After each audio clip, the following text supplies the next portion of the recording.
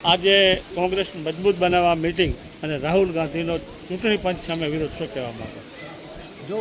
લોકશાહીની અંદર જે સત્તા પક્ષ હોય કે વિરોધ પક્ષ હોય એ એક પક્ષ જીતવા માટે તમામ પ્રકારની કોશિશ તો કરતું જ હોય, પરંતુ આપણે જોયું કે ભાજપે કોશિશની જગ્યાએ કાવતરા ચાલુ કર્યા છે.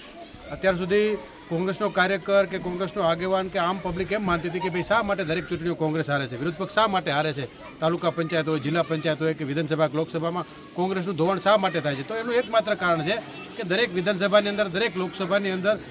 વિધાનસભામાં 10 થી 15,000 મત અને લોકસભામાં 30 થી 40,000 મત ફરજી રીતે તમામ વોટર લિસ્ટમાં નાખવામાં આવ્યા છે. એટલે જે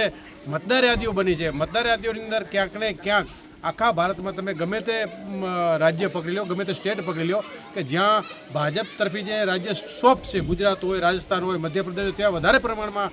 મતોનો ફરજીવાળો કરવામાં આવ્યો છે અને બોગસ વોટો ત્યાં નાખવામાં આવ્યા છે. બીજા રાજ્યોમાં ઓછા પ્રમાણમાં, પણ દરેક ભારતના ખૂણામાં આ રીતે મતદાર યાદીઓમાં ચીટિંગ કરવામાં આવ્યું છે અને ચૂંટણી પંચે આ ભૂમિકા ભજવી છે, જેનો રાહુલ ગાંધી ખૂબ જોરશોરથી વિરોધ કરે છે અને સમગ્ર ભારતની જનતા સામે ચૂંટણી પંચે જે કર્યું છે એ સમગ્ર સામે રાખી દીધું છે. ગુજરાતમાં પણ અમિતભાઈ ચાવડા સાહેબે આજે નિવેદન કર્યું છે કે ગુજરાતમાં પણ અમે તપાસ કરશું અને આવા